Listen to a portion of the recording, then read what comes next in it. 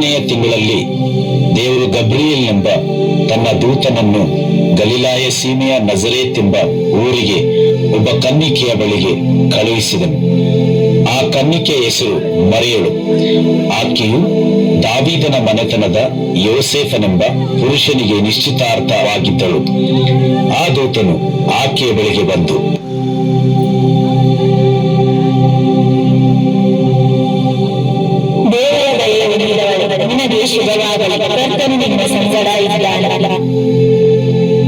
ಆಕೆಯು ಈ ಮಾತಿಗೆ ತತ್ತರಿಸಿ ಇದೆಂತ ಆಶೀರ್ವಾದ ಎಂದು ಯೋಚನೆ ಮಾಡುತ್ತಿರಲಾಗಿ ಆ ದೂತನು ಆಕೆಗೆ, ಮರಿಯಳೇ, ಹೆದರಬೇಡ, ನಿನಗೆ ದೇವರ ದಯೆ ದೊರೆಯುವುದು.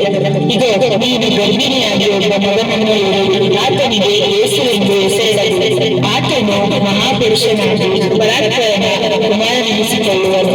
ಇದಲ್ಲದೆ ದೇವರಾಗಿರತಕ್ಕನು ಆತನ ಮೂಲಪಿತನಾದ ದಾವೀದನ ಸಿಂಹಾಸನವನ್ನು ಆತನಿಗೆ ಕೊಡುವನು. ಆತನು ಯಾಕೋಬನ ವಂಶವನ್ನು ಸದಾಕಾಲ ಆಳುವನು. ಆತನ ರಾಜ್ಯಕ್ಕೆ ಅಂತ್ಯವಿಲ್ಲ. ಹೇಗಾಯಿತು ಸ್ವಾಮಿ? ನಾನು ಪುರುಷನನ್ನು ತಿಳಿದವಳಲ್ಲ. ನಿನ್ನ ಮೇಲೆ ಪವಿತ್ರಾತ್ಮ ಬರುವುದು, ಪರಾತ್ಪರನ ಶಕ್ತಿಯ ನೆರಳು ನಿನ್ನ ಮೇಲೆ ಬೀಳುವುದು. ಆದ್ದರಿಂದ ಹುಟ್ಟುವ ಆ ಪವಿತ್ರ ಶಿಶು ದೇವರ ಮಗನೆನಿಸಿಕೊಳ್ಳುವುದು. ಹೀಗೋ, ನಾನು ಕರ್ತನ ದಾಸಿ, ನಿನ್ನ ಮಾತಿನಂತೆ ನನಗಾಗಲಿ. ಮರಿಯಳನ್ನು ಯೋಸೇಫನಿಗೆ ನಿಶ್ಚಯ ಮಾಡಿರಲಾಗಿ ಅವರು ಕೂಡೋದಕ್ಕಿಂತ ಮುಂಚೆ ಆಕೆಯು ಪವಿತ್ರಾತ್ಮನಿಂದ ಬಸುರಾಗಿದ್ದಿದ್ದು ತಿಳಿದು ಬಂತು.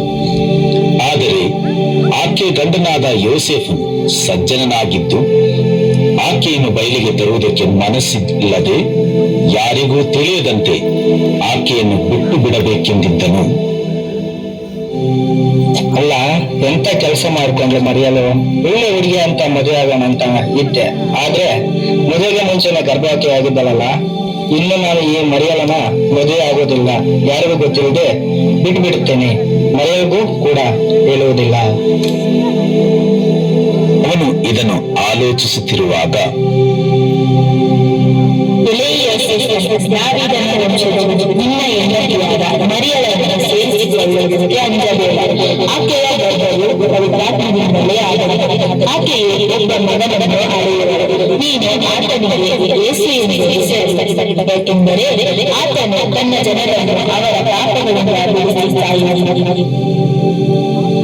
ಆ ಕಾಲದಲ್ಲಿ ರಾಜ್ಯವೆಲ್ಲ ಕಾನಿಷ್ಮಾರಿ ಬರೆಸಿಕೊಳ್ಳಬೇಕೆಂಬ ಆಜ್ಞೆಯು ಚಕ್ರವರ್ತಿ ಹೊರಡಿಸಿತು. ಆಗ ಎಲ್ಲರೂ ಕಾನಿಷ್ಮಾರಿ ಬರೆಸಿಕೊಳ್ಳುವುದಕ್ಕಾಗಿ ತಮ್ಮ ತಮ್ಮ ಊರುಗಳಿಗೆ ಹೊರಟರು. ಯೋಸೇಫನು ಸಹ ದಾವೀದನ ಮನೆತನದವನು ಗೋತ್ರದವನು ಆಗಿದ್ದರಿಂದ ಹೆಸರು ಬರೆಸಿಕೊಳ್ಳುವುದಕ್ಕಾಗಿ ತನಗೆ ನಿಶ್ಚಿತಾರ್ಥವಾಗಿದ್ದ ಮರಿಯಳ ಸಂಗಡ ಗಲಿಲಾಯ ಸೀಮೆಯ ನಜರೇತ್ ಎಂಬ ಊರಿನಿಂದ ಹೊರಟು ಯೂದಾಯದಲ್ಲಿರುವ ಬೆತ್ಲೆಹೇಮ್ ಎಂಬ ದಾವೀದನೂರಿಗೆ ಹೋದನು. ಆಗ ಮರಿಯಳು ಪೂರ್ಣ ಗರ್ಭಿಣಿಯಾಗಿದ್ದಳು. ಅವರು ಅಲ್ಲಿದ್ದಾಗ ಆಕೆಗೆ ದಿನ ತುಂಬಿತು. ಆಕೆಯು ತನ್ನ ಚೊಚ್ಚಲು ಮಗನನ್ನು ಹೆತ್ತು ಬಟ್ಟೆಯಲ್ಲಿ ಸುತ್ತಿ ಛತ್ರದಲ್ಲಿ ಅವರಿಗೆ ಸ್ಥಳವಿಲ್ಲದ ಕಾರಣ ಅವನನ್ನು ಗೋದಲೆಯಲ್ಲಿ ಮಲಗಿಸಿದಳು. ಆ ಸೀಮೆಯಲ್ಲಿ ಕುರುಬರು ಹೊಲದಲ್ಲಿದ್ದುಕೊಂಡು ರಾತ್ರಿಯಲ್ಲಿ ತಮ್ಮ ಕುರಿ ಹಿಂಡನ್ನು ಕಾಯುತ್ತಿರಲಾಗಿ ಕರ್ತನ ದೂತನೊಬ್ಬನು ಬಂದು ಅವರ ಎದುರಿನಲ್ಲಿ ನಿಂತನು. ಕರ್ತನ ಪ್ರಭೆಯು ಅವರ ಸುತ್ತಲೂ ಪ್ರಕಾಶಿಸಿತು. ಅವರು ಬಹಳವಾಗಿ ಹೆದರಿದರು. ಆ ದೂತನು ಅವರಿಗೆ,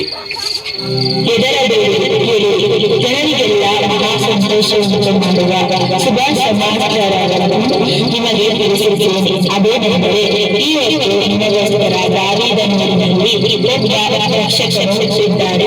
ಆತನು ಕರ್ತನಾಗಿರುವ ಕ್ರಿಸ್ತನೇ. ಆತನು ನಿಮಗೆ ಗೊತ್ತಾಗುವುದಕ್ಕೆ ಕುರಿತೇನೆಂದರೆ, ಬಟ್ಟೆಯಿಂದ ಸುತ್ತಿರುವ ಒಂದು ಕೂಸು ಗೋವಲಿಯಲ್ಲಿ ನಿಮಗೆ ಕಾಣುವಿರಿ ಎಂದು ಹೇಳಿದನು. ದೇವದೂತರು ಅವರ ಬಳಿಯಿಂದ ಪರಲೋಕಕ್ಕೆ ಹೊರಟು ಹೋದ ಮೇಲೆ ಆ ಕುರುಬರು, ನಾವು ಈಗಲೇ ಬೆತ್ಲೆಹೇಮಿಗೆ ಹೋಗಿ ಕರ್ತನು ನಮಗೆ ತಿಳಿಯಪಡಿಸಿದ ಈ ಸಂಗತಿಯನ್ನು ನೋಡೋಣ, ನಡೆಯಿರಿ. ಇಲ್ಲಿ ಯಾರು ಬಿಟ್ಟುಬಿಟ್ಟು ಹೋಗಿ ಬರೋಣ. ಪರವಾಗಿಲ್ಲ, ಹೋಗಿ ಬರೋಣ.